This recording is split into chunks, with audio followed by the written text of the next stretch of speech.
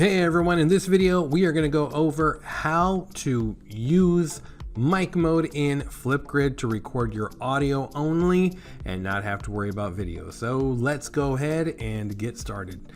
First thing I'm going to do is I'm going to make sure I'm in my Flipgrid topic that I'm going to respond to, and I'm going to go ahead and click record a response. That's going to go ahead and prompt my webcam to turn on and for Flipgrid to recognize everything, so we can go ahead and actually turn the camera off in Flipgrid. So we can go ahead and do that.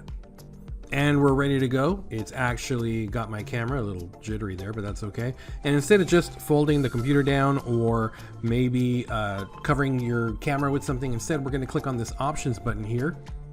And this gives us mic only, which now just activates an image, a moving image of a microphone every time you speak. So that way your Flipgrid response comes in as a video. It just so happens that there's no video attached to it, and all your teacher can see or hear is your audio with that microphone moving. So that is how you can activate mic mode in Flipgrid. That way you don't have to use a camera.